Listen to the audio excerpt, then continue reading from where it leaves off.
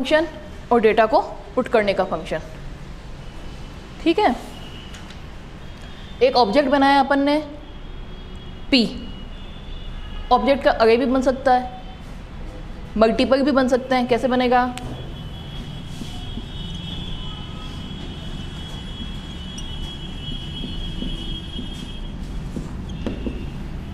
यहाँ पर क्या होगा? 100 पर्सन की डिटेल इस ऑब्जेक्ट में अपन ले सकते हैं। ठीक है, ये अरे का कंसेप्ट आ रहा है सी वाला, सेम सी के कंसेप्ट और सी प्लस प्लस के कंसेप्ट ऑलमोस्ट सेम है। जो भी आप सी में अप्लाई करते थे वो सी प्लस प्लस में अप्लाई होगा ही। जो भी आप सी में अप्लाई करते थे वो सी प्लस प्लस में अप्लाई होगा ही। ठीक है,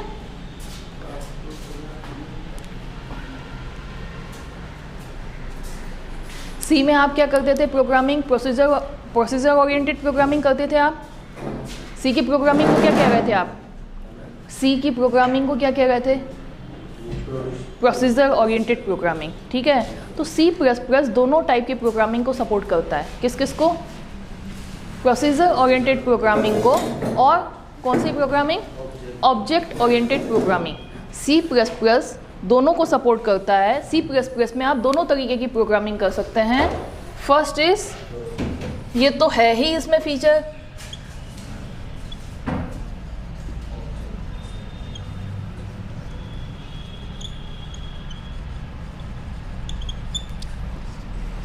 ये सी का फीचर है। जो सी में पॉसिबल है वो सी प्लस प्लस में भी पॉसिबल है। ठीक है, और सी प्लस प्लस में क्या पॉसिबल है? Object oriented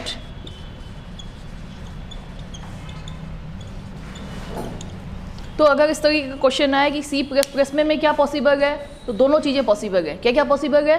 procedure oriented programming भी पॉसिबल है और ऑब्जेक्ट ओरिएंटेड प्रोग्रामिंग भी पॉसिबल है। ठीक है, इसकी हिस्ट्री में किसने बनाया?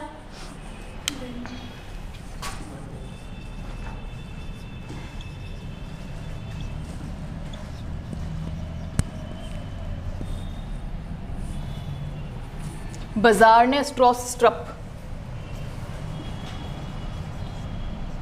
ये बनाया 1980s में। सी प्लस प्लस कब डेवलप की गई? ये क्वेश्चन भी एक आ ही जाता है कभी कभी कि कब डेवलप की गई। बाजार ने स्ट्रॉप ने डेवलप करी, 1980s में डेवलप करी। ठीक है, दोनों चीज़ें पॉसिबल है इसमें, प्रोसीजर ओरिएंटेड प्रोग्रामिंग और ऑब्जेक्ट ओरिएंटेड प्रोग्रामिंग। सी के सारे फीचर्स इसमें हैं।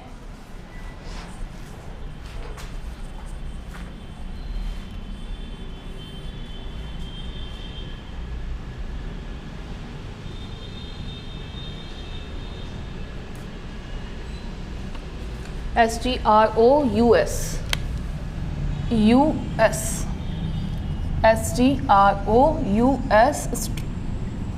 स्ट्रप, बाजार ने स्ट्रप।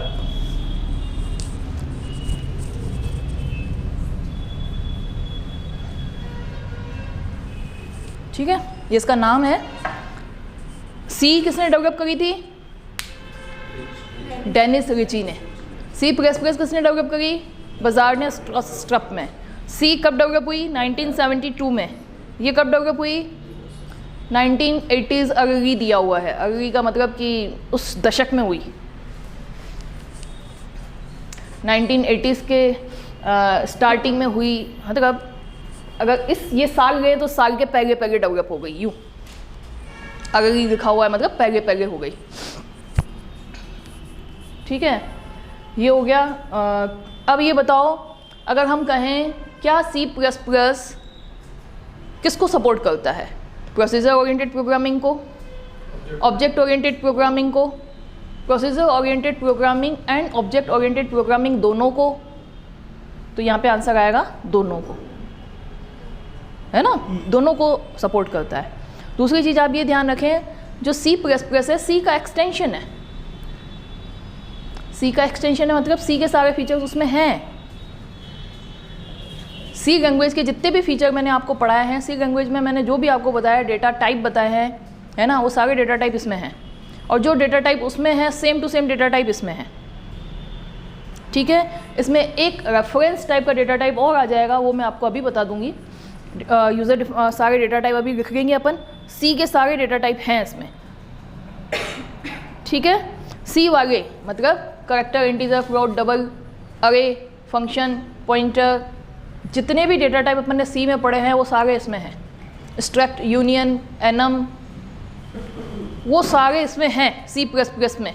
जो आपने सी में पढ़ा है वो सब इसमें है। इसमें एक डेटा टाइप एक्स्ट्रा आ जाता है, रेफरेंस डेटा टाइप। मैं पूरा वो डायग्राम बना के बताऊंगी आपको, है ना। हम पिछला रिवाइज कर रहे थे, क्लास आपको आ गया। हाँ, क्लास क्या है? यूज़र डिफाइंड डेटा टाइप जिसमें डेटा भी है और कोड भी है। ऑब्जेक्ट क्या है? रन टाइम एंटिटी है। उस क्लास का आप क्या बनाते हो? ऑब्जेक्ट बनाते हो, कितने भी बना सकते हो। उस क्लास का ही तो ऑब्जेक्ट बनाते हो आप। ठीक है, जैसे इंटीजर टाइप का वेरिएबल बनाते हो, अब क्लास टाइप का क्या बना रहा है? ऑब्जेक्ट बना रहा है।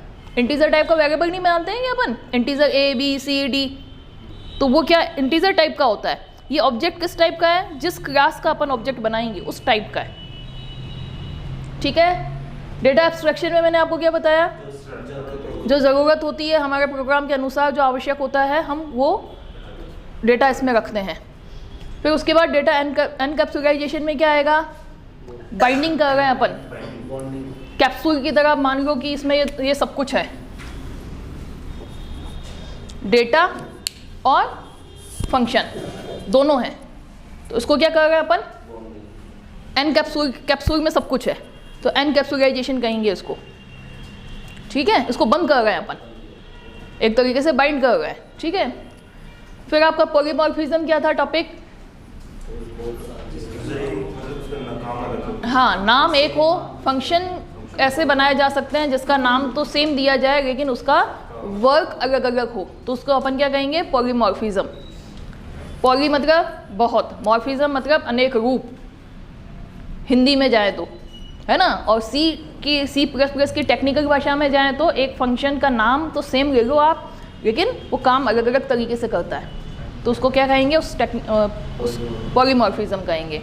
इनहेरिटेंस किसको कहते हैं? को वापस नीचे वाली क्लास में अपन इनहेरिट कर लेते हैं तो उसके सारे फीचर उसमें मिल जाते हैं। ठीक है, मैसेज पासिंग,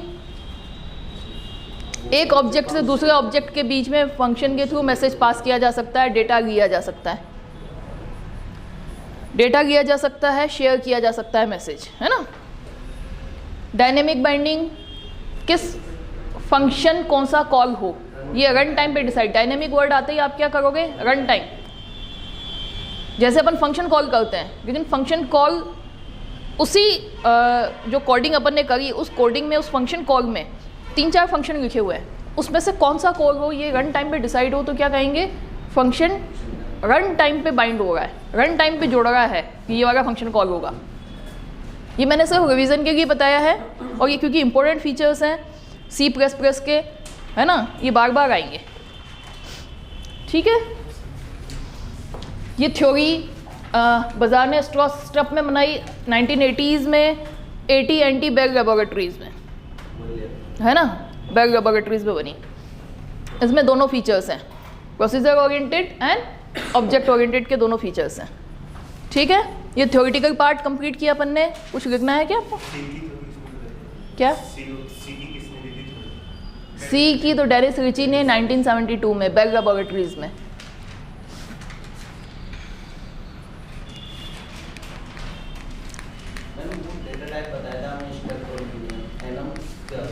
एनम एक तरीके से कांस्टेंट बनाए जाते हैं। ठीक है, सब बता दूंगी मैं अभी। एनम वीकडे लिखा अपन ने, एनम वीकडे और ब्रैकेट में लिखा संडे, मंडे, ट्यूसडे। ठीक है, तो अब जो संडे है उसकी वैल्यू होगी 0, 1, 2, 3। वो 0 से स्टार्ट होगा हमेशा, 0, 1, 2, 3। अगर अपन सिंबॉलिक कांस्टेंट के फॉर्म में डिफाइन करना चाहें, या जैसे मैं लिखूँ एनम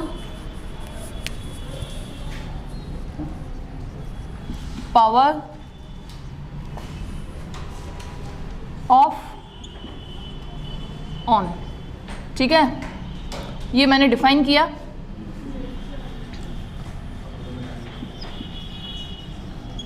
पावर का वेरिएबल बनाया मैंने, ए, है ना, इसकी वैल्यू अगर मैंने दी इसको ऑफ, तो इसका मतलब है कि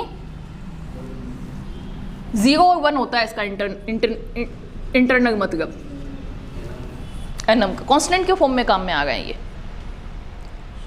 पहले जो शुरू में जो कांस्टेंट काम में आ रहा है ऑफ किसको रिप्रेजेंट कर रहा है? 0 को। ऑन किसको रिप्रेजेंट कर रहा है? 1 को। अगर मैं इस तरीके से लिखूँ एनम वीक डे, यहाँ लिखूँ मंडे ट्यूसडे, ऐसा सारा लिख लूँ, तो मंडे किसको बताएगा? 0 को, ट्यूसडे 1 को। तो इस तरीके से अपन कांस्टेंट डिफाइन कर सकते हैं। अरे थोड़ी हुआ, कांस्टेंट हुआ, 0 1 2 3 को डिफाइन करने के तरीका हुआ। सिंबॉलिक फॉर्म में दे रहे हैं अपन उसी चीज को।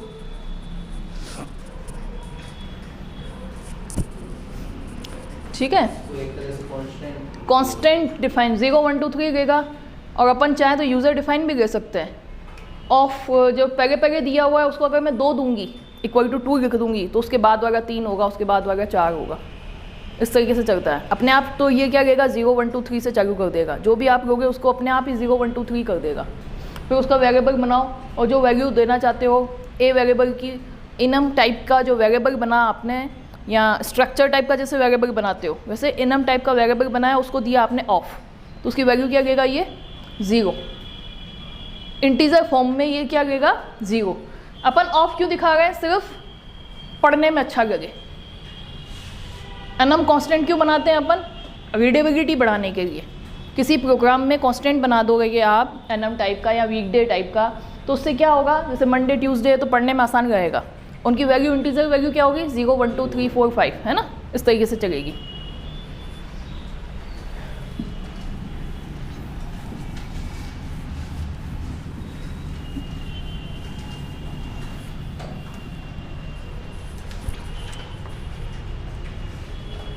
अब C++ का डेटा टाइप लिख लो आप।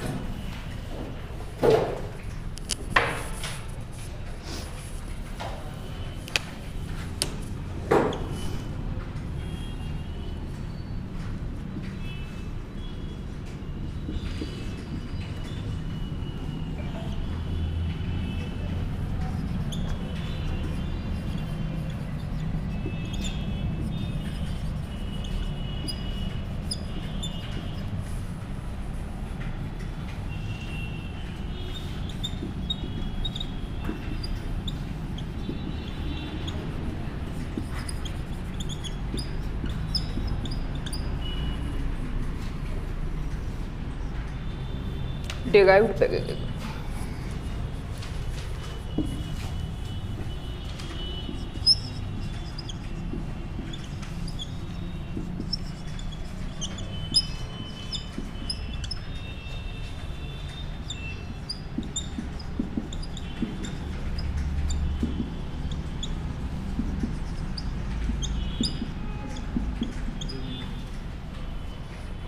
सी में और C++ में दोनों में ही डेटा टाइप सेम होंगे। बेसिक डेटा टाइप क्या कहेंगे हम यहाँ पे? क्या थे?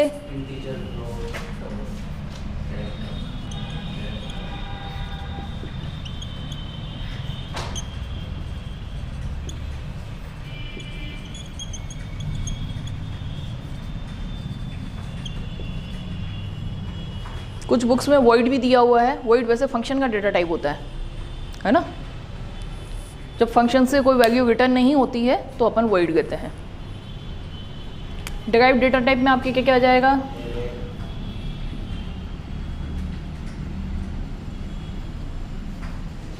अरे पॉइंटर फंक्शन सब आएंगे।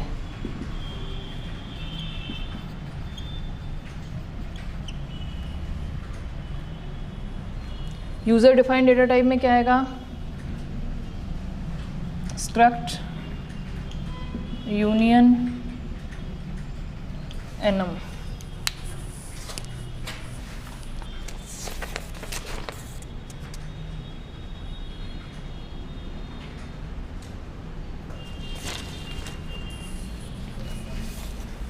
अब इसमें जो एक्स्ट्रा हैं, एक तो यहाँ पे एक्स्ट्रा क्या आ रहा है,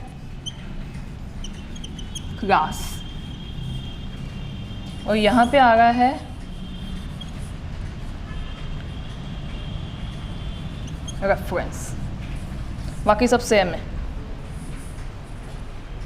जो सी के थे वो के वही हैं। यहाँ पे दो चीज़ें एक्स्ट्रा आई है, एक तो क्लास इसमें एक्स्ट्रा बनती है और एक रेफरेंस वेरिएबल बनता है जो सी प्लस प्लस में एक्स्ट्रा आया है।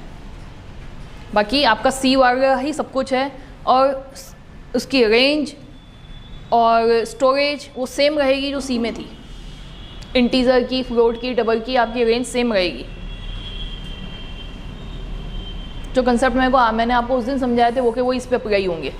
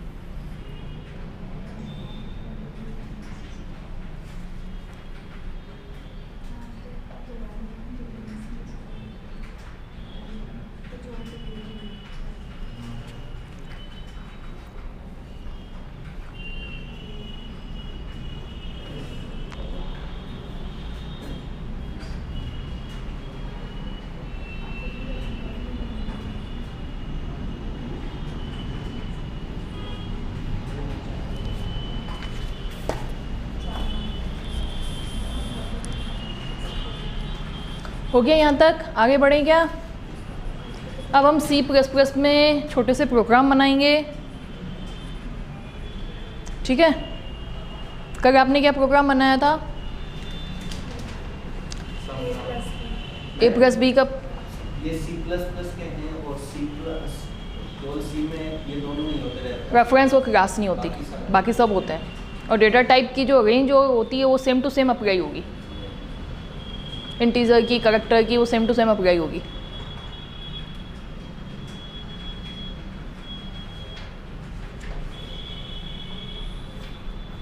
मिटा दूँ क्या? आगे बढ़ें क्या?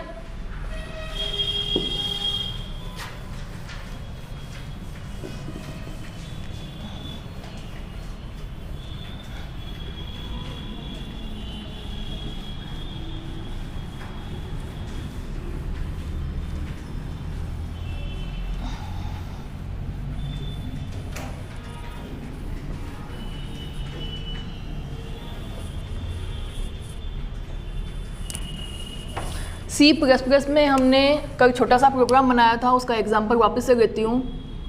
Include iostream .h।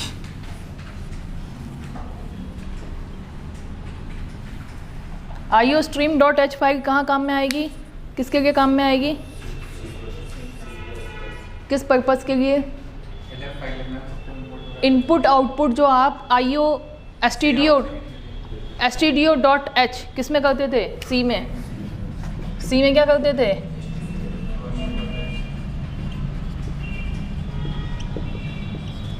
ये सी में करते थे।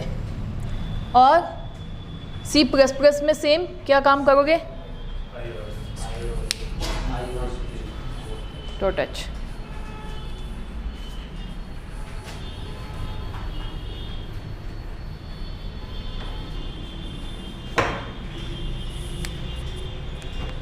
ठीक है,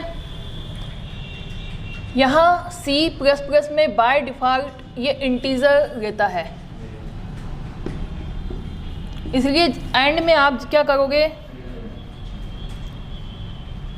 रिटर्न 0 करोगे। ठीक है, ये तो बेसिक सिंटैक्स हुआ कि आपको शुरुआत हमेशा कैसे करनी है, iostream.h से इसलिए करना है कि इनपुट आउटपुट फंक्शन ज़रूरी होते हैं। इनपुट आउटपुट फंक्शन इसमें कौन से होंगे, इनपुट कौन सा था, सी इन, आउटपुट कौन सा था, सी आउट। ठीक है, ये बेसिक रखोगे आप, मेन हमेशा इंटीजर में लोगे और रिटर्न नीचे दोगे 0।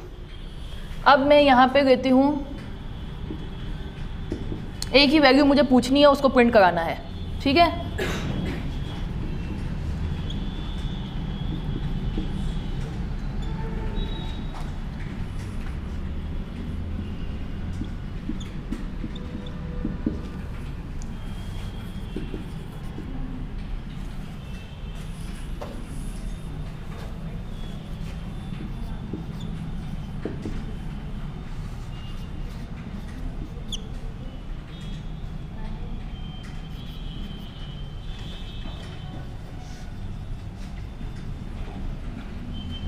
इसमें प्रसंडी वगैरह की किसी की ज़रूरत नहीं है,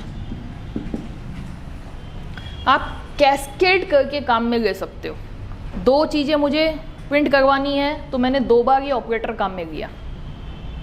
ठीक है, अगर मुझे 2 चीज़ें इनपुट करानी है, जैसे मैं यहाँ लिखूँ A एंड B,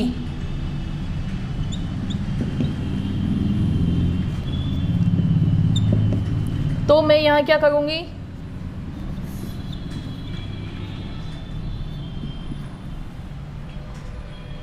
ठीक है, वैल्यू ऑफ A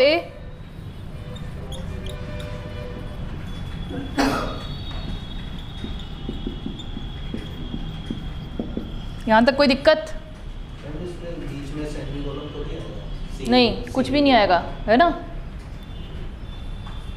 इसको कहा जाता है इंसर्शन ऑपरेटर, इसको कहा जाता है एक्सट्रैक्शन ऑपरेटर। इसको नोट डाउन करो आप।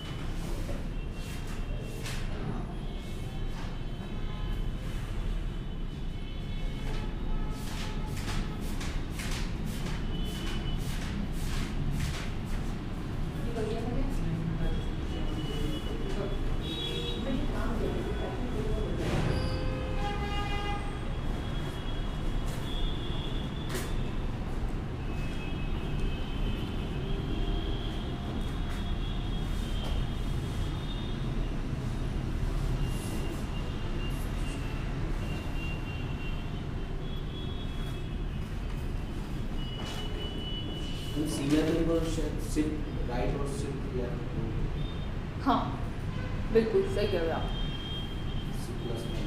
सी में ये आपके एक्सट्रैक्शन और इंसर्शन ऑपरेटर करेंगे, और शिफ्ट इधर वाला है तो राइट शिफ्ट, इधर वाला है तो राइट शिफ्ट, इधर है तो लेफ्ट शिफ्ट।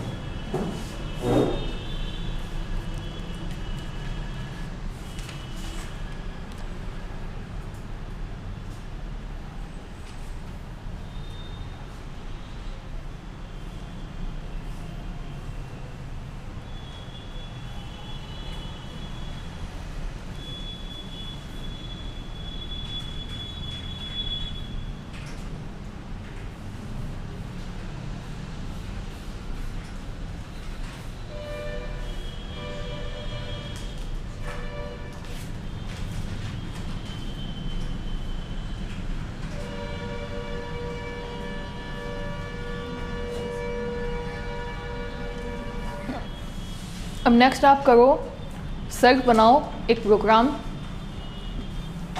जिसमें 3 नंबर का एवरेज कैलकुलेट करना हो। एवरेज कैलकुलेट करना है। 3 नंबर आपको इनपुट कराने हैं और 3 नंबर का एवरेज कैलकुलेट करना है। लिखो, हिंदी में लिखना चाहते हो इंग्लिश में लिखो। एक प्रोग्राम लिखिए, C++ में एक प्रोग्राम लिखिए, C++ में एक प्रोग्राम लिखिए, C++ में एक प्रोग्राम लिखिए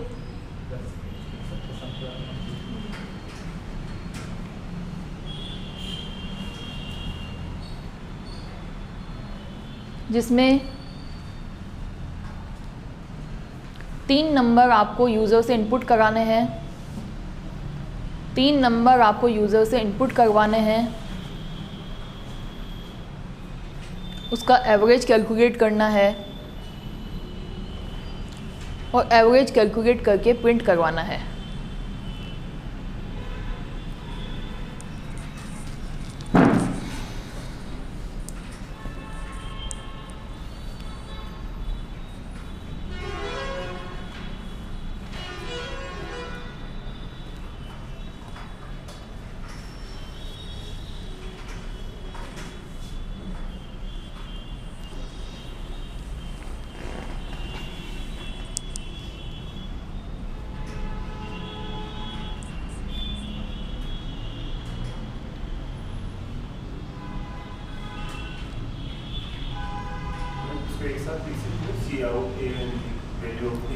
हाँ, लिख सकते हो c out enter value of a b and c. 3 number करवाने, तीनों करवाओ। सी इन ए, ये आप एक्सट्रैक्शन ऑपरेटर लगाओगे बी और एक्सट्रैक्शन ऑपरेटर लगाओगे सी, तीनों एक साथ आ जाएगा।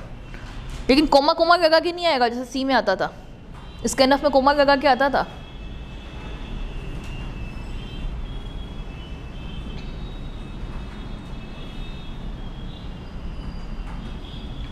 जैसे इसमें वैल्यू ऑफ बी उसका तो लास्ट में आया कि वैल्यू बी की प्रिंट हो गई और हम चाहे कि वैल्यू बीच में प्रिंट हो, बी की वैल्यू जैसे वैल्यू ऑफ के बीच में प्रिंट होती है, देन क्या करेंगे? मतलब जैसे कि अभी इस टाइम में value of B equal to के बाद जो वैल्यू होगी वो प्रिंट हो जाएगी स्क्रीन पे। हाँ, लेकिन अगर चाहें कि जो लास्ट में नहीं वो बीच में प्रिंट हो, अगर कुछ और तो देन उसके लिए क्या करेंगे? आप क्या करोगे, वैल्यू ऑफ बी दिया आपने, जहाँ तक आपको लिखना है वहाँ तक लिखो। कहाँ, अगर आप यहाँ प्रिंट कराना चाहते हो, हाँ, कहीं इसको बीच में प्रिंट करना चाहते हैं, जैसे आप सी में करते थे % करा के, है ना, ऐसे लिखो, बी प्रिंट कराओ।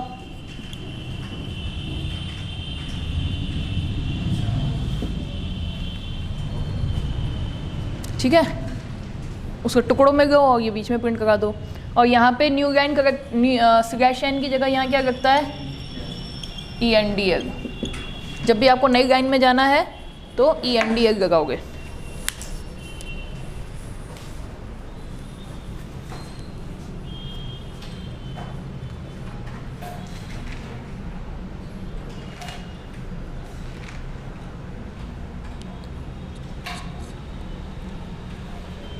ठीक है, लेकिन इसमें क्या होगा कि पॉइंट्स में अगर डिजिट आएगी तो इंटीजर हटा देगा, है ना, कोई दिक्कत नहीं वैसे तो ठीक है। तो अगर फ्लोट लेंगे तो पॉइंट्स भी मेंटेन हो जाएंगे। इसी प्रोग्राम को सी में बनाओ। देखिए दोनों के सिंटैक्स में कन्फ्यूज़न होता है क्या आपको?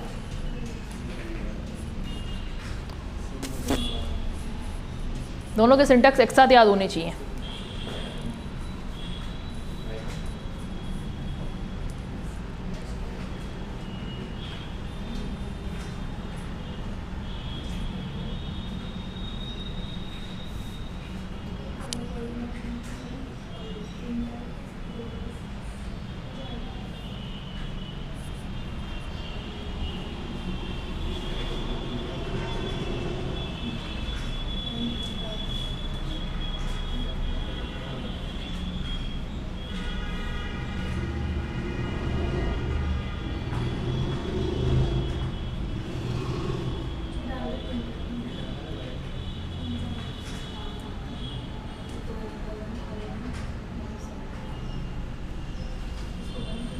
बन गया क्या सबका?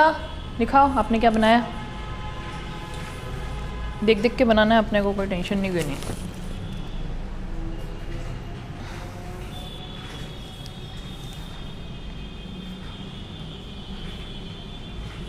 एवरेज इक्वल टू, देखो एवरेज इक्वल टू, ठीक है, ब्रैकेट में देखो a plus B plus C divide by 3, divide, हाँ बाय 3, 3 नंबर का average divide by semicolon, C out, हाँ प्रिंट कर दो सी आउट से, सी आउट ऐसे देखो average equal to C out में इन्वर्टेड कॉमास में लिखो, फिर एक्चुअल प्रिंट करो।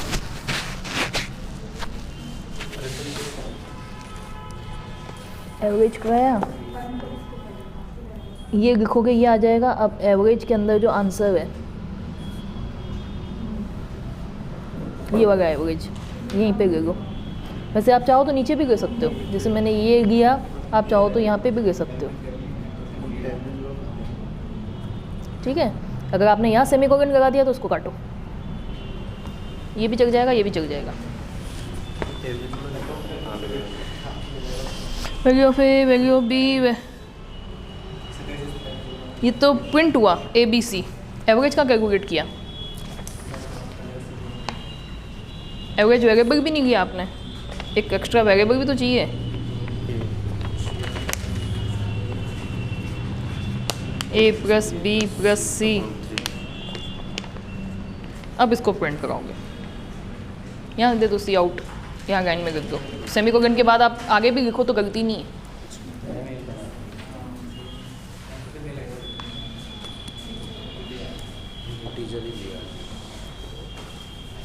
ब्रैकेट बंद, एवरेज, ठीक है, ब्रैकेट बंद करो। इमराज क्या बना दिखाओ। इंटीजर ए बी सी लो यहाँ पे, ठीक है, 10 20 30 मत लो, और ए बी सी की वैल्यू यहाँ पे ए बी सी लो और कोमा ए वी जी। तो बताओ तुम इसको, यहाँ आ जाओ, उसको बताओ।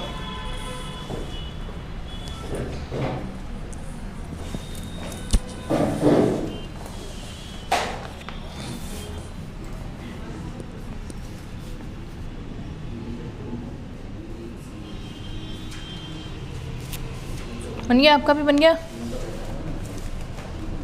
समझ नहीं आएगी ऊपर वाला सी का सी प्लस प्लस का है, नीचे वाला सी का।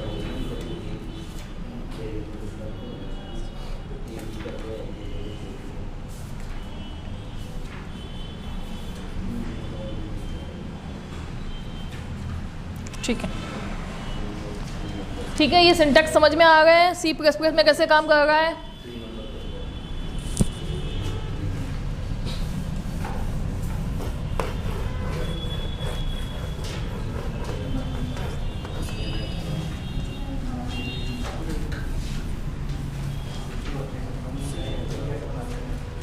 अब एक क्वेश्चन और लिखो आप,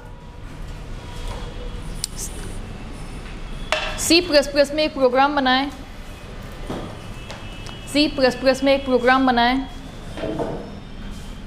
जिसमें यूज़र से एक वैल्यू इनपुट कराएं, जिसमें यूज़र से एक वैल्यू इनपुट कराएं और उसको चेक करें कि दी गई वैल्यू 100 से ज़्यादा है या 100 से कम है। सी प्लस प्लस में बनाना है ना, सी की सारी चीज़ें इसमें चलेंगी। सी प्लस प्लस में एक प्रोग्राम बनाएं जिसमें यूज़र से एक वैल्यू इनपुट कराएं, दी गई वैल्यू को चेक कराएं कि दी गई वैल्यू 100 से ज़्यादा है या 100 से कम है। सेकंड कंडीशन में बराबर और कम दोनों आएगा, एक तो ज़्यादा होगा एक कम होगा, लेकिन बराबर वाली चीज़ भी आएगी सेकंड वाली कंडीशन में। बराबर या कम हो तो सेकंड कंडीशन आएगी। मैं ये प्रैक्टिस इसलिए करवा रही हूँ कि सी में चलाई हुई चीज़ इसमें सब चलेगा।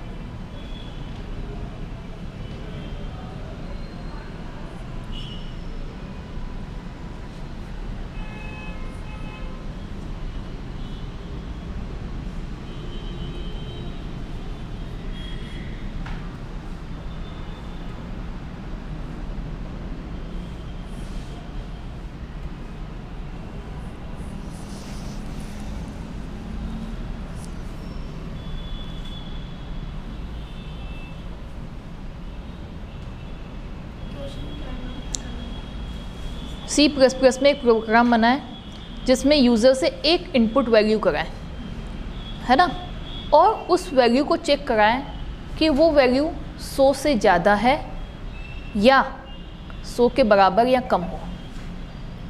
वैल्यू क्या होगी, या तो 100 से ज़्यादा होगी, या क्या हो सकती है, उसके बराबर हो सकती है, उसके कम हो सकती है।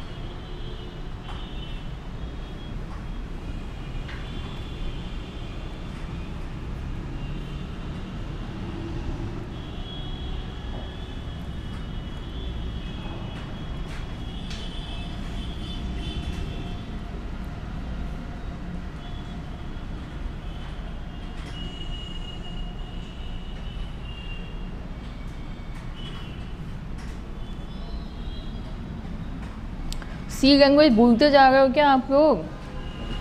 बना दिया, बताओ।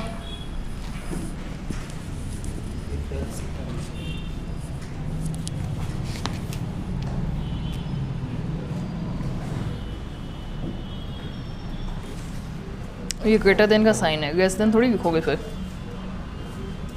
अच्छा, ये ग्रेटर देन और इक्वल वाली चीज़ भी आएगी। तो फिर कंडीशन भी इक्वल लगा, नहीं, एल्स में अपने आप ही इक्वल पकड़ेगा। एक तो या तो ग्रेटर होगा, नहीं तो बराबर, और है ना। मैं बोर्ड पे बना रही हूँ, देखो। एक वेरिएबल लिया है आपने ए, ठीक है। सी आउट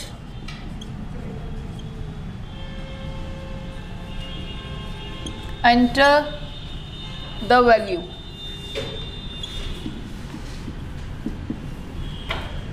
ठीक। सी इन ए को ले लिया आपने, ठीक है। इफ ए ग्रेटर देन 100, यदि ए की वैल्यू 100 से ज़्यादा है, c out a is greater than 100। इसमें जब भी आपको न्यू लाइन में जाना है ENDL लगाओगे, इसके बाद नई लाइन में जाना है ENDL लगेगा। एल्स बाकी सारी चीज़ें क्या होंगी, या तो बराबर होगा, ए इज इक्वल और लेस देन 100।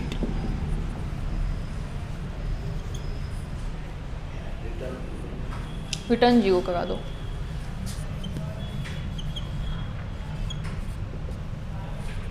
ठीक है,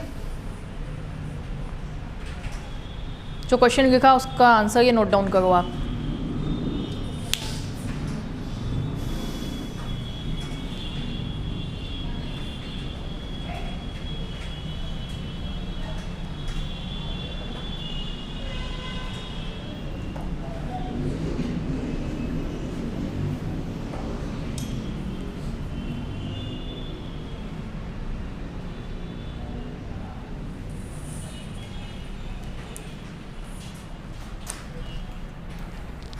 नेक्स्ट क्वेश्चन लिखें,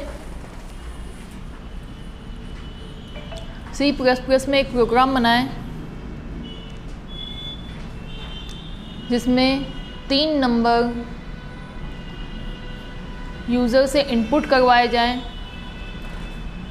जिसमें 3 नंबर यूज़र से इनपुट करवाए जाएं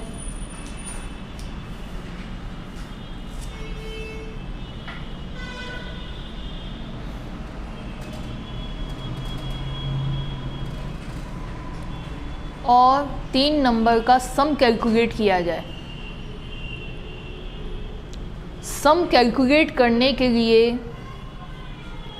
एक फंक्शन बनाएं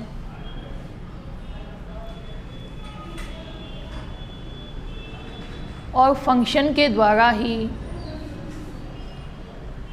रिज़ल्ट को प्रिंट करवाएं। मैंने आपको कहा था C++ में C के सारे फीचर अप्लाई होते हैं, तो C में जैसे फंक्शन बनाते थे C++ में भी बन सकता है। फंक्शन में 3 चीज़ें होती हैं। सबसे पहले आप देते हो फंक्शन डिक्लेरेशन, ठीक है, फिर देते हो आप फंक्शन कॉलिंग, फिर देते हो आप फंक्शन डेफिनेशन। अगर आपको याद नहीं आ रहा है तो मैं बना देती हूँ। याद आ रहा है क्या आप लोगों को जिन्होंने किया है? Declaration, function calling, definition.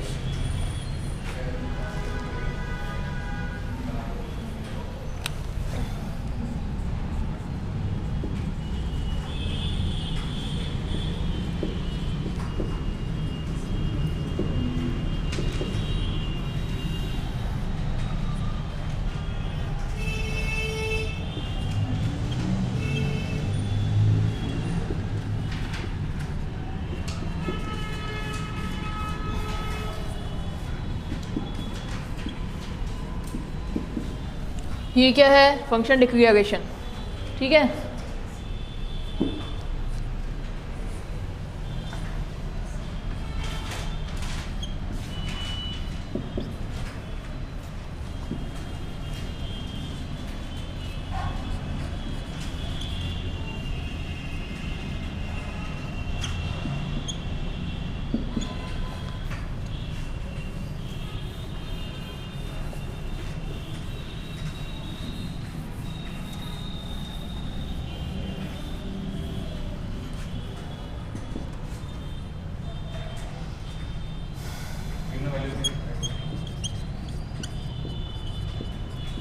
ये फंक्शन कॉलिंग,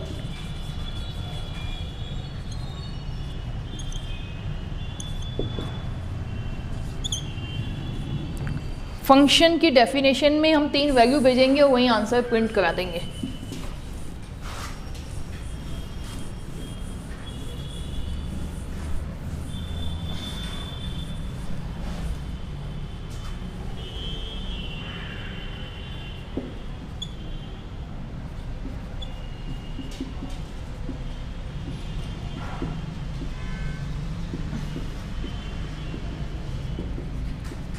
आप यहाँ पे वेरिएबल के नाम बदल भी सकते हो, सेम भी ले सकते हो, उससे कोई फ़र्क नहीं पड़ना, ठीक है।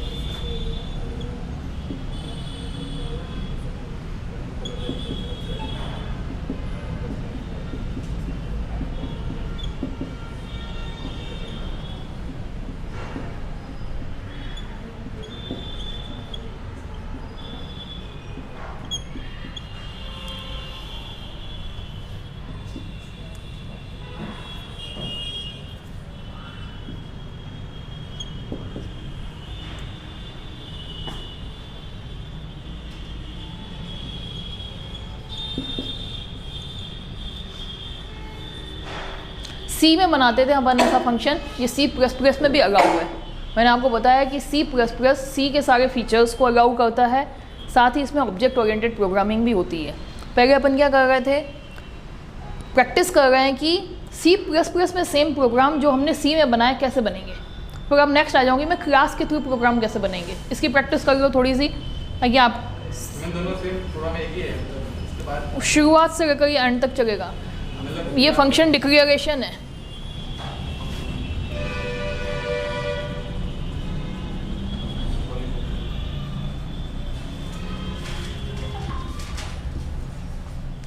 ये फंक्शन की कॉलिंग है, समझाती हूँ मैं।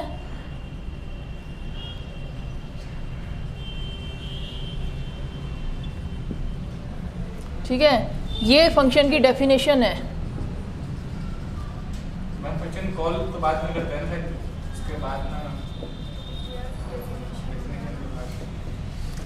डेफिनेशन कॉल कर लेंगे तो उसको वैल्यू मिलेगी नहीं ना वहाँ पे, डिक्लेयर कर रखा है ना अपन ने। लेकिन जो एक्स प्लस करना है वो तो बाद में है। फंक्शन डिक्लेयर ही इसलिए किया जाता है कि मेन को पता लग जाए कि पहले से अपन एक फंक्शन बनाने वाले हैं। यही मेथड काम में लिया जाता है। एक मेथड और काम में लिया जाता है जिसमें आप डिक्लेयर मत करो और वो फंक्शन ही ऊपर डाल दो। एक तरीका और काम में किया जाता है, बट ये स्टैंडर्ड तरीका है। एक बार प्रोग्राम को समझेंगे आप। इंक्लूड iostream.h फाइल इंक्लूड करा दी अपन ने। C++ में हमेशा ये फाइल इंक्लूड होगी, क्यों? इनपुट आउटपुट फंक्शन के लिए। फिर मैंने एक फंक्शन बनाया है। फंक्शन का रिटर्न टाइप क्या है? वॉइड। वॉइड रिटर्न टाइप है। वॉइड का मतलब कुछ भी फंक्शन से रिटर्न होना नहीं है। ठीक है। फंक्शन का नाम क्या है? सम। फंक्शन में कितनी वैल्यू जा रही है? 3 वैल्यू A, B, C। किस टाइप की हैं? इंटीजर टाइप की हैं। सेमीकोलन लगाएंगे फंक्शन के डिक्लेरेशन में। सिर्फ ये अपन बताते हैं कि हम ये फंक्शन बनाने वाले हैं, उसका नाम ये है, उससे रिटर्न ये होगा। ठीक है। उसके बाद मैंने मेन फंक्शन बनाया, उसमें 3 वैल्यूज ली A, B, C। उसको इनपुट कराया। इनपुट 3 नहीं कराया, आपने बताया ही नहीं।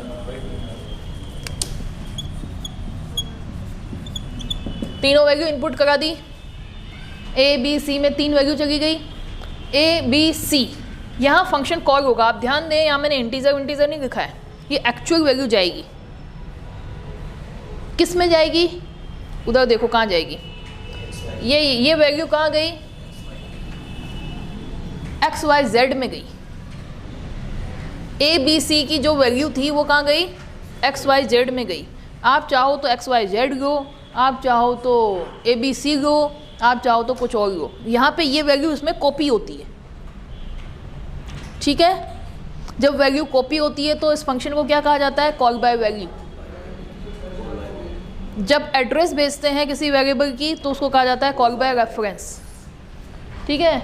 यहाँ पे इंटीजर एस लिखा मैंने, एक्स वाई जेड को प्रेस किया, एस में आ गया, एस को प्रिंट करा दिया, तो मेरे सम कराने का जो लॉजिक था वो कंप्लीट हो गया। ठीक है।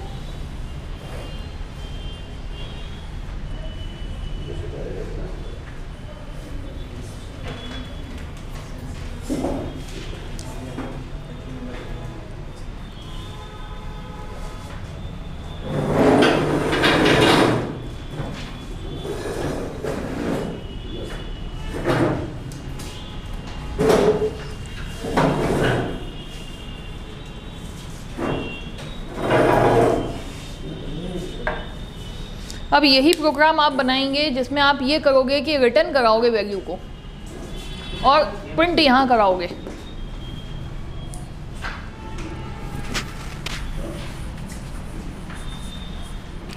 भाई साहब आगे ले लो वो वाला। हाँ ये कौन? हाँ, और ये लाइन आ गई जहाँ तक।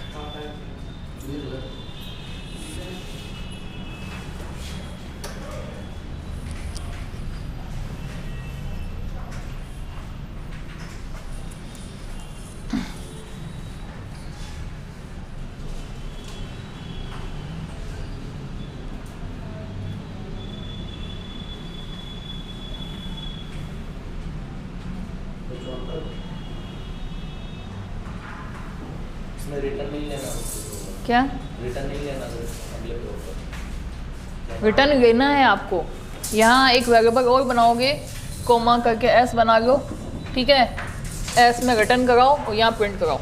तो चेंजेस क्या आएंगे ये बताओ। ये चीज़ की स्टार्टिंग में रहती है, और इधर ही आ जाएगा, सियाह इधर आ जाएगा।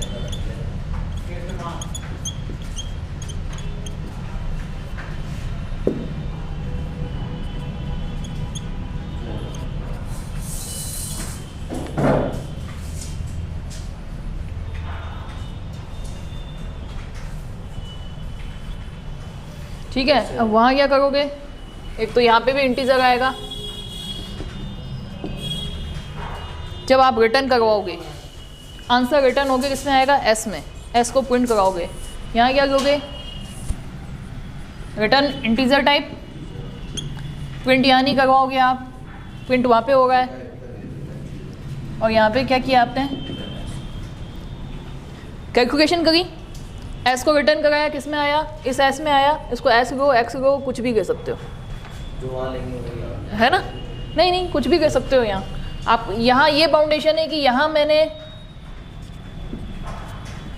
एस लिया है, S1 लिया है, तो मैं यहाँ पे S1 लूँगी।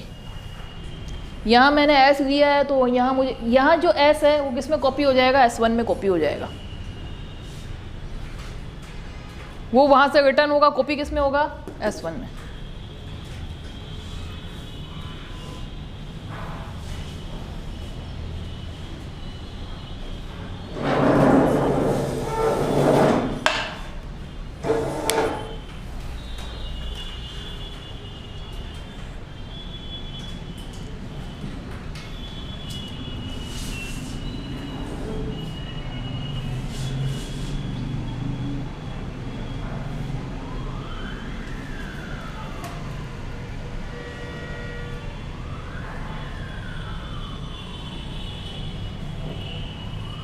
इसमें कोई दिक्कत?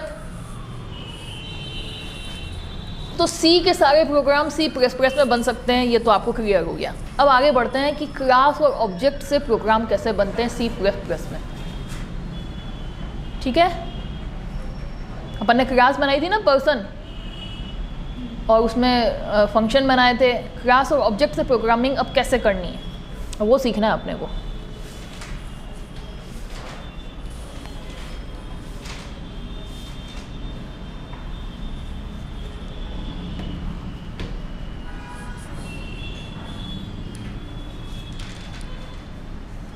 सी में जो कुछ भी सीखा था वो सब C++ में चल सकता है। इनफैक्ट आप printf स्कैनर फंक्शन भी काम में ले सकते हो, फाइल को इंक्लूड कर दो तो। stdio.h काम में लेते हैं फिर उसमें। पूरे की पूरा C जो चलता है ना वो C++ में चल जाएगा। आप फाइल भी इंक्लूड करा दो stdio.h, printf स्कैनर लिख दो तो भी चल जाएगा। अच्छा, C++ फाइल का एक्सटेंशन होता है .cpp। जब आप फाइल सेव करते हो ना, सोर्स फाइल को सेव करते हो, तो इसका एक्सटेंशन क्या होता है, .cpp। ये भी ऑब्जेक्टिव टाइप क्वेश्चन हो जाते हैं। और C का क्या होता है, .c। C की सोर्स फाइल जब आप सेव करते हो तो उसका एक्सटेंशन क्या आएगा, .c। और C++ की .cpp। ये लिख डालो कहीं, ये ऑब्जेक्टिव टाइप क्वेश्चन पूछते हैं। मेन का रिटर्न नहीं होगा क्या, मेन का रिटर्न, मेन में इसका रिटर्न मतलब हो रहा है ना, ये एस को ही तो रिटर्न करा रहे हैं जो S1 में जा रहा है। और नीचे भी S1 लिखो, हाँ मुझे यहाँ पे भी S1 आएगा भाई। अपन जो वेरिएबल यहाँ लेते हैं, जो यहाँ लेना है, जो यहाँ लेना है, यहाँ जो वेरिएबल लिया है वही यहाँ लिया, ये वही यहाँ लिया। सम का रिटर्न नहीं होता है, मेन का रिटर्न भी आएगा क्या? मेन का रिटर्न तो हमेशा ही लिखना है, मैं भूल गई हूँ, तो मैंने आपको शुरू में ही बताया। C++ में तो हमेशा ही आपको रिटर्न करना है, क्योंकि मेन में अपन इंटीजर लेते हैं और मेन का हमेशा लास्ट में रिटर्न 0 आएगा ही आएगा।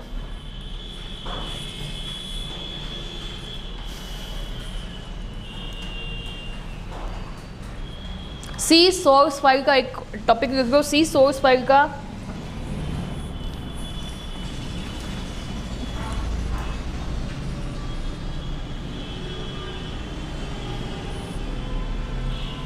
सी सोर्स फाइल का एक्सटेंशन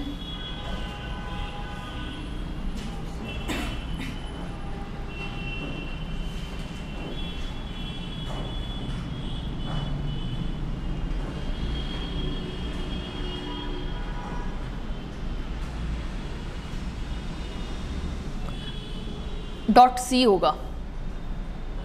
सी सोर्स फाइल का एक्सटेंशन .c होगा और C++ की सोर्स फाइल का एक्सटेंशन .cpp होगा।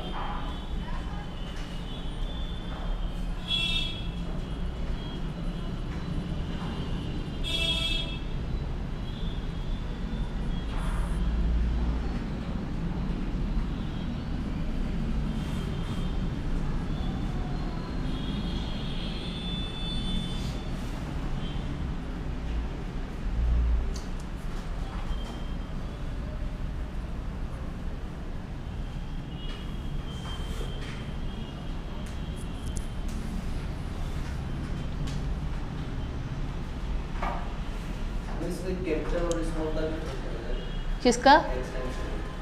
कैसे सेक्यूर लैंग्वेज है कि नहीं कुछ नहीं। कैपिटल स्मॉल का तो फ़र्क नहीं पड़ना चाहिए, .cpp बाय डिफ़ॉल्ट गिरेगा।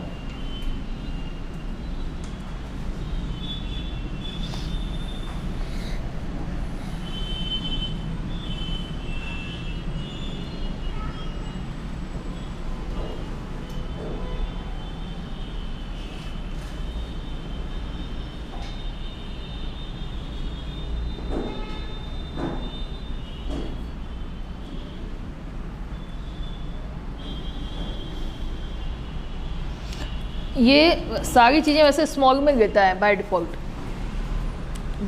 .cpp भी स्मॉल में लेगा और कैसे सेक्यूर है कि नहीं। सीधा तो स्मॉल देगा।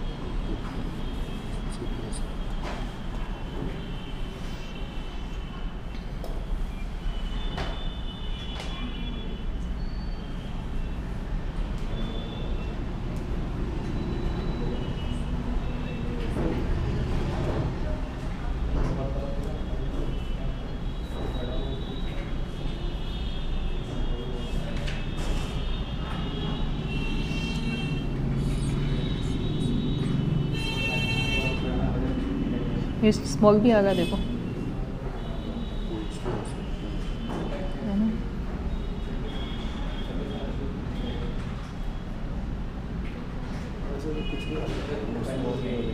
अलग तरीके से सेव करना है।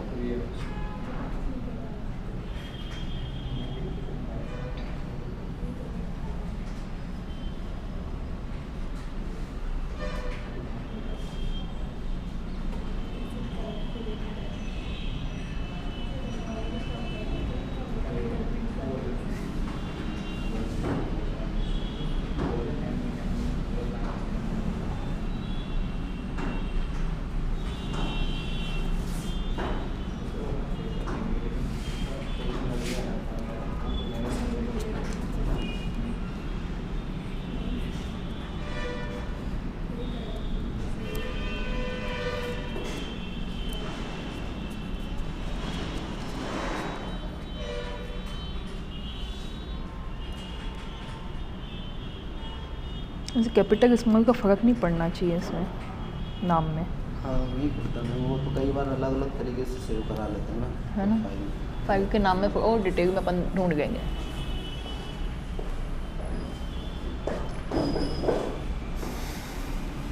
अब अपन नेक्स्ट C++ का प्रोग्राम बनाएंगे जिसमें क्लास और ऑब्जेक्ट बनाएंगे।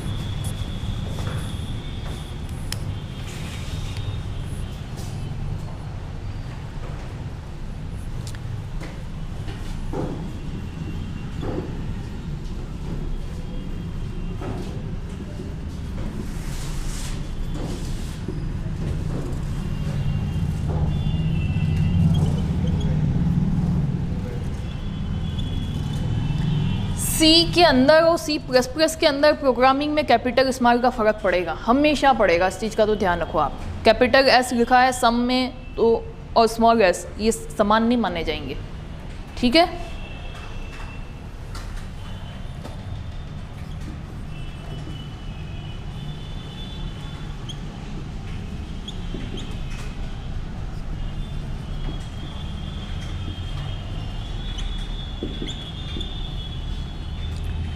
इसमें सिर्फ एक अंडरस्कोर अलाउ होता है और कोई स्पेशल कैरेक्टर अलाउ नहीं होता।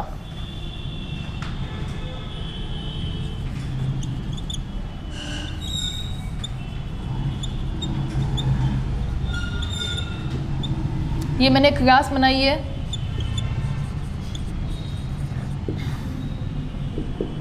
फंक्शन बनाया मैंने,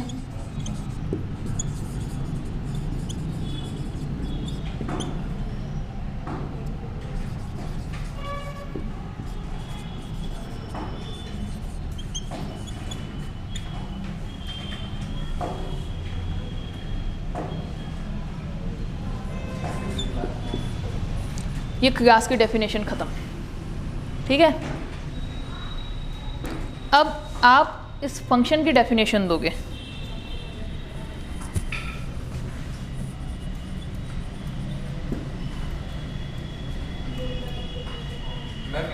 फंक्शन है ऑलरेडी बना हुआ पहले से, प्रीडिफाइंड फंक्शन है कि गेट दैट और पुट दैट। नहीं, अपन बना गए मन से, खुद के मन से। जब भी फंक्शन की डेफिनेशन दी जाती है तो इस तरीके से सिंटैक्स काम में लिया जाता है, इसको कहा जाता है स्कोप रिजोल्यूशन ऑपरेटर। करने के लिए ये क्लास का नाम, ये रिटर्न टाइप, ये फंक्शन का नाम, ठीक है।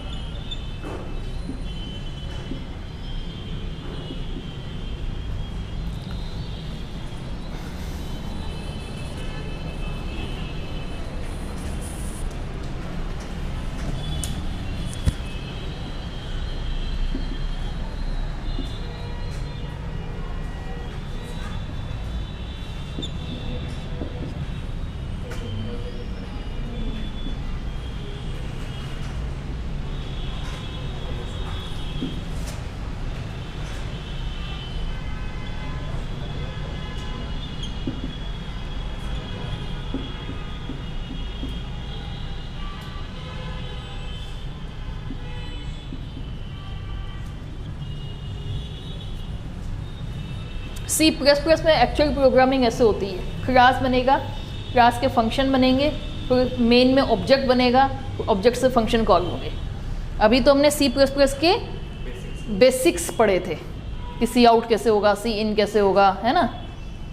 अब हम एक्चुअल में क्लास बना रहे हैं, यहाँ पे क्लास के फंक्शन को बना रहे हैं। इसको आसान करने के लिए थोड़ा कम कर देती हूँ, हटा देती हूँ address. Enter the mobile number, ठीक है। सी इन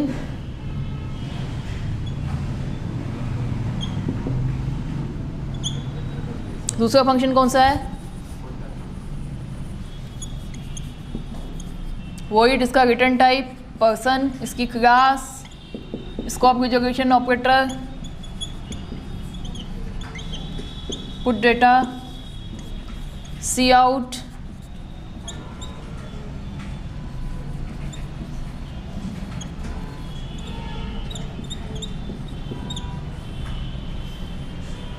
इस वाले वेरिएबल में है आंसर।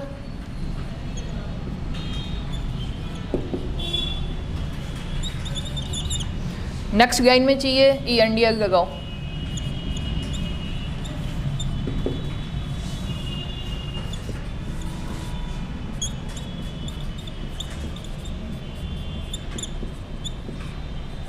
मोबाइल नंबर इसमें है, ये दोनों फंक्शन ख़त्म। अब इसके बाद मेन फंक्शन और आएगा, क्लास आई, क्लास के डेटा आए, क्लास के फंक्शन आए, फंक्शन की डेफिनेशन आई, ठीक है। अब इसके बाद मैं मेन फंक्शन लिखूंगी,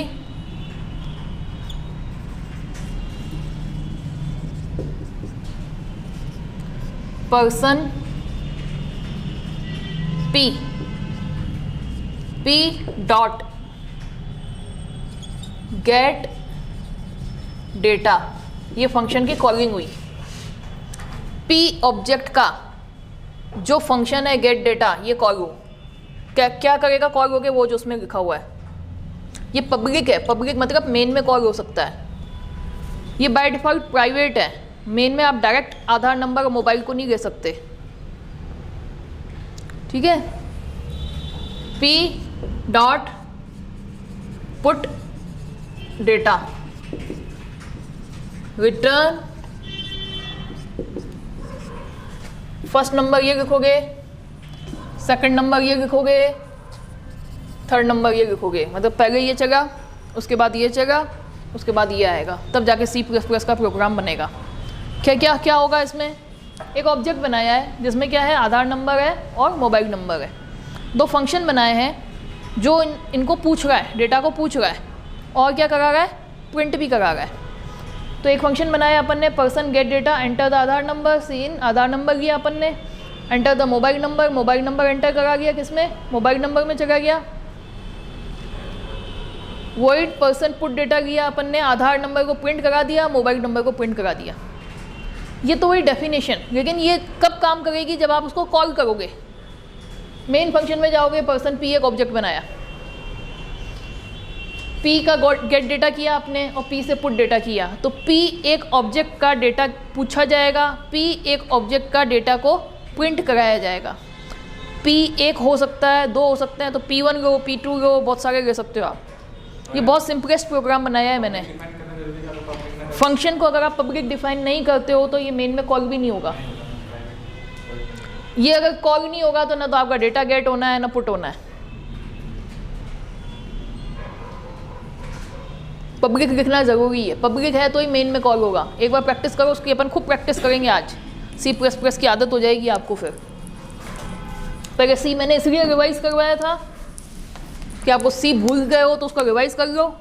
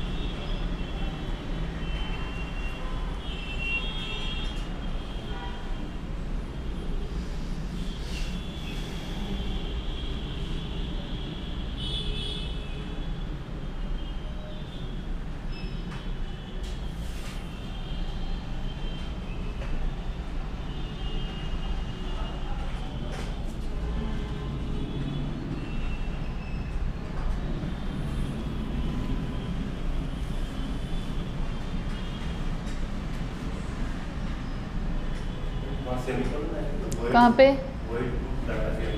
हाँ सेमीकोलन आएगा, वॉइड पुट डेटा के आगे आ जाएगा।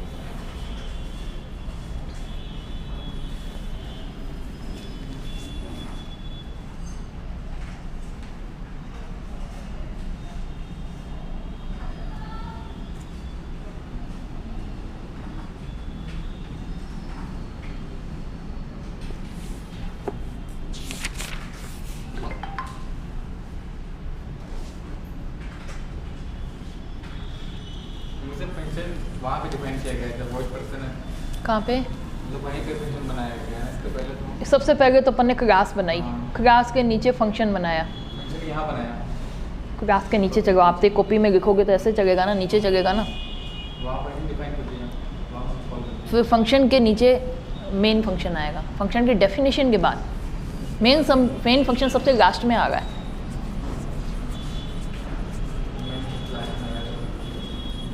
ठीक है, मैंने 1 2 3 इसलिए लिखा है।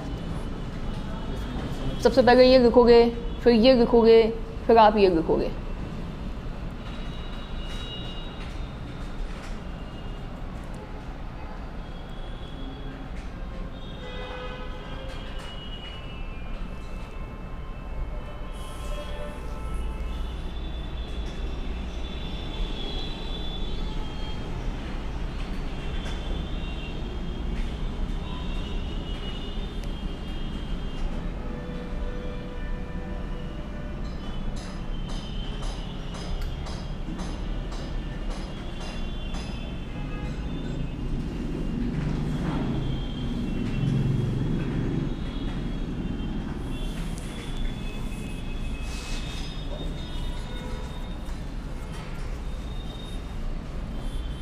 ठीक है, समझ में आ गया क्या? नेक्स्ट क्वेश्चन आप बनाओगे। C++ में एक प्रोग्राम लिखिए जिसमें एक एम्प्लॉई क्लास बनाएं, जिसमें आप एक एम्प्लॉई क्लास बनाएं। एम्प्लॉई का कोड और सैलरी क्लास में डिफाइन करें। इसके डेटा को इनपुट कराएं और एम्प्लॉई के डेटा को आउटपुट कराएं। क्लास और ऑब्जेक्ट के द्वारा प्रोग्राम को बनाएं।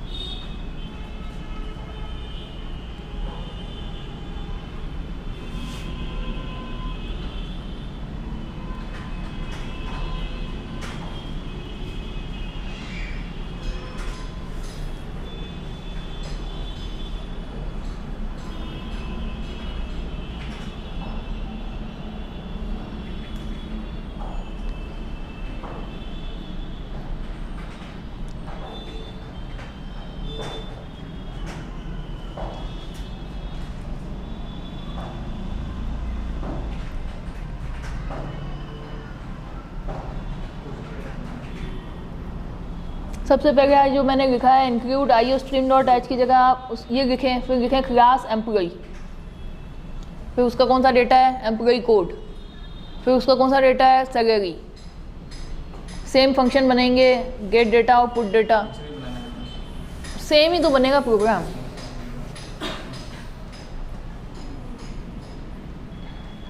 बस आपको करना आ जाए, प्रैक्टिस हो जाए, थोड़ा सा बदल के आया तो कैसे होगा।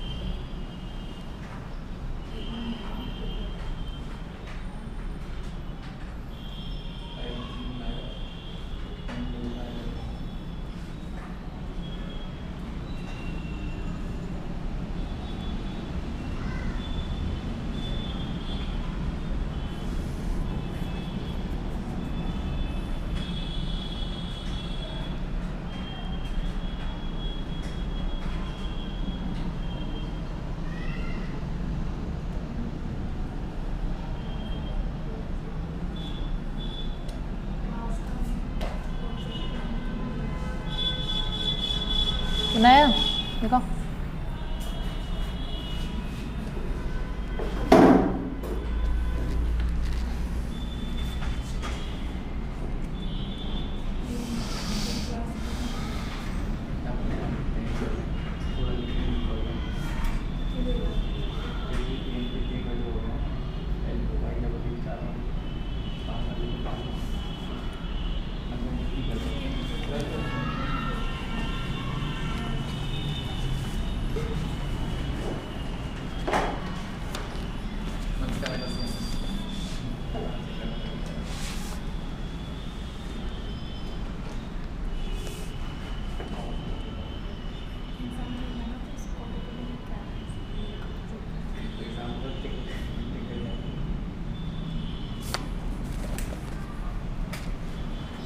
सेम ही तो है, देख देख के बनाओ, लिखा हुआ है बोर्ड पे। मैं सिर्फ इसलिए बना रही हूँ ताकि आपकी प्रैक्टिस हो जाए।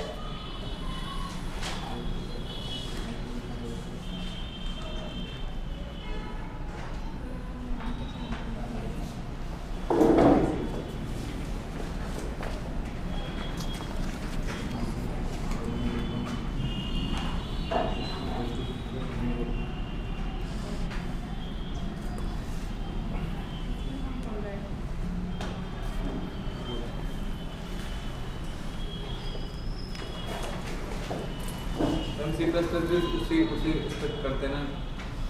इंटरप्रेटर क्या होता है C का? कंपाइलर। कंपाइलर कौन सा? Turbo C। कंपाइलर तो बहुत सारे आते हैं अलग अलग सी के, जैसे टर्बो सी का अलग आएगा, दूसरी सी की C भी इसमें टर्बो C हो जाएगा। C++ पे कोडिंग करना चाहिए। सी प्लस प्लस जो आप लोगे ना, उस पर सी भी चल जाएगा और सी प्लस प्लस भी चल जाएगा। मतलब सी प्लस प्लस अगर आप इंस्टॉल करवाते हो तो दोनों चल जाती हैं। सभी लोग ऐसे ही करते हैं, सी प्लस प्लस इंस्टॉल करवाते हैं, है ना, सी भी उसमें चल जाती है क्योंकि सी तो सारा ही उसमें है ना।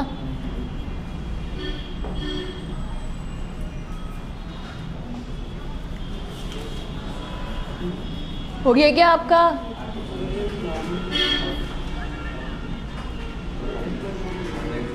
राजेश हुआ कि नहीं हुआ? हो गया। सेम टू सेम है प्रोग्राम, बिल्कुल वैसा का वैसा देख के बनाना है।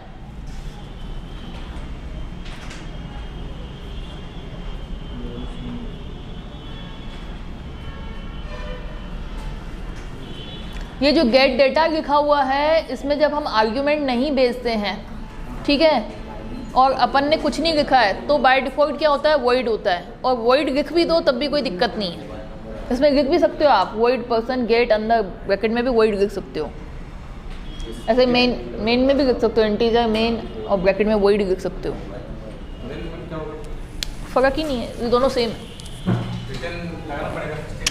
ये चीज़ और ये चीज़ मैंने लिखी है, ये सेम है।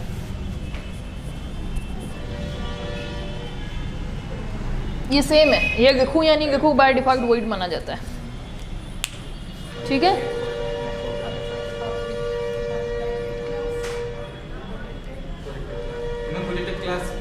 पब्लिक क्लास में तो हम लोग मेन यूज़ कर सकते हैं, प्राइवेट नहीं कर सकते हैं। एंड प्रोटेक्टेड को प्रोटेक्टेड इनहेरिटेंस में काम आता है। जैसे हम यहाँ पे इनहेरिट किया, जैसे पर्सन इस क्लास का डेटा हमने इनहेरिट किया, एक्सपेंशन दो क्लासें तो बनाई नहीं है अभी, इनहेरिटेंस तो आई नहीं है। बस मेन ये पब्लिक और प्राइवेट तो आपके सिर्फ काम में आता है कि मेन में क्या ले सकते हो क्या नहीं ले सकते हो, ठीक है। एक चलो एक काम ये करो, ये फंक्शन बनाओ ही मत, इसको बनाओ पब्लिक। बाय डिफ़ॉल्ट क्या होता है, प्राइवेट होता है, ठीक है। ये फंक्शन आप बनाओ ही मत, तो ये फंक्शन नहीं बने तो ये पूरा ही कैंसिल। आपने क्या किया, इन दोनों को पब्लिक बना दिया, ठीक है। ये दोनों पब्लिक हो गए, ये फंक्शन मैंने बनाया ही नहीं, है ना। आप क्या करो, ये जो डेटा है ना, मेन में डायरेक्ट ही मिल जाएगा आपको।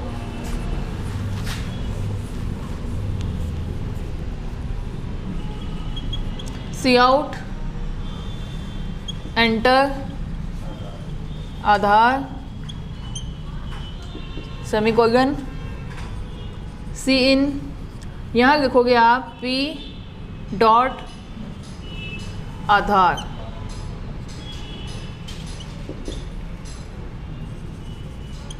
सी out enter mobile C in P dot mobile. Main में हर चीज़ पी डॉट करके लिखोगे आप। ये सब मिटा रही हूँ मैं, थोड़ा ढंग से लिख देती हूँ साफ साफ। ये क्लास की डेफिनेशन मैंने इतनी करी, ये मेरे को चाहिए ही नहीं अब, ठीक है। चाहे तो बना सकते हैं, लेकिन क्योंकि ये दोनों मुझे अब क्या मिलेंगे, मेन में डायरेक्ट मिल जाएंगे। C out Aadhaar equal to p dot Aadhaar number. C out mobile number equal to p dot mobile number. Return. इसका दूसरा वर्जन ले लो। यदि हम लिखो, टॉपिक लिखो, यदि हम क्लास पर्सन के डेटा को पब्लिक बनाएं तो निम्न तरीके से काम में ले सकते हैं। तो उसे निम्न तरीके से मेन फंक्शन में भी काम में ले सकते हैं। यदि हम क्लास पर्सन के डेटा को पब्लिक बनाएं, यदि हम क्लास पर्सन के डेटा को पब्लिक बनाएं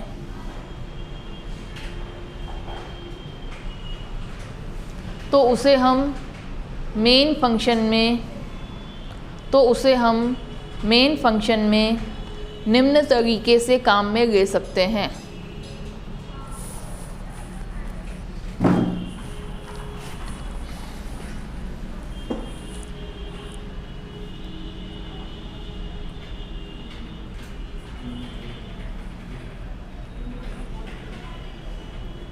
ठीक है, ये पहले लिखोगे और वो सेकंड नंबर पे आएगा मेन, और वो सब हट जाएगा।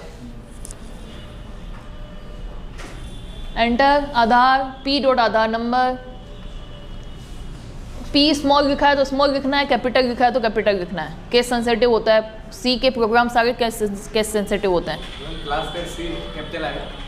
नहीं, सब स्मॉल आएंगे। ये कोई फंक्शन बनाओ तो कैपिटल लिया, उसका first letter variable capital small हो सकते हैं, लेकिन क्लास हमेशा सी स्मॉल आएगा। स्ट्रक्ट में एस स्मॉल आएगा।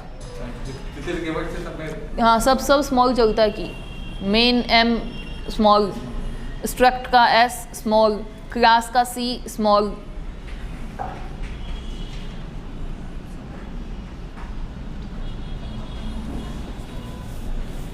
कई बार क्या इसमें पी में स्मॉल या कैपिटल का पता नहीं चलता है, पर मैं आपको बता रही हूँ, अगर आप कैपिटल लिखते हो तो वेरिएबल तो अलाउ है कैपिटल, है ना, तो कैपिटल लिखोगे तो कैपिटल ही लिखना है। केस सेंसिटिव है ये।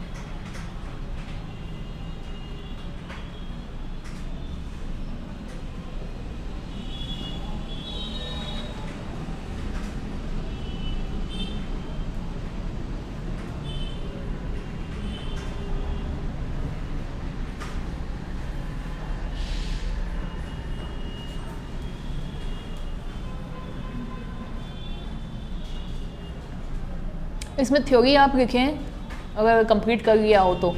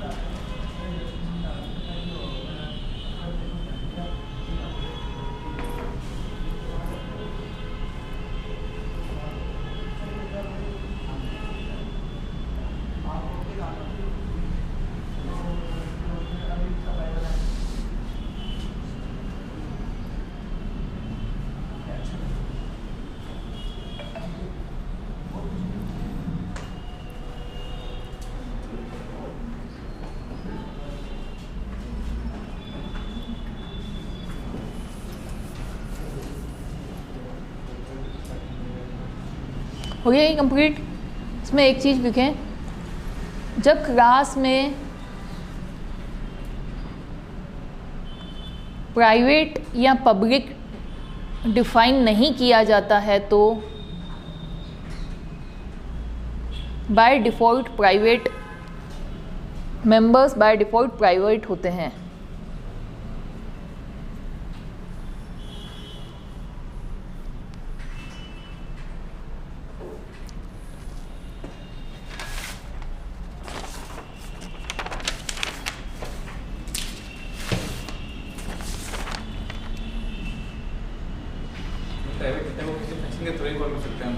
हाँ, फंक्शन में है तो अवेलेबल होंगे वो, और फंक्शन भी पब्लिक होगा तो।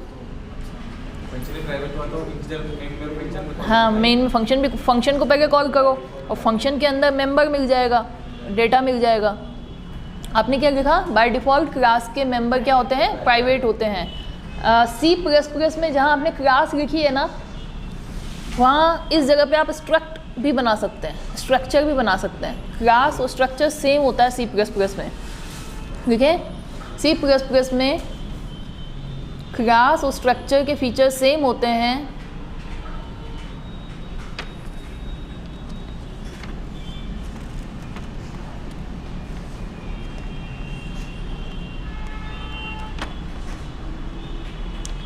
सिवाय इसके कि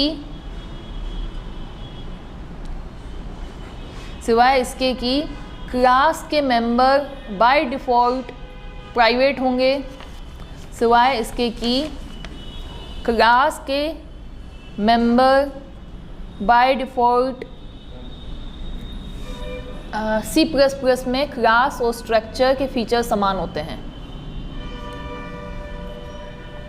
सिवाय इसके कि क्लास के मेंबर बाय डिफ़ॉल्ट प्राइवेट होते हैं और स्ट्रक्चर के मेंबर बाय डिफ़ॉल्ट पब्लिक होते हैं।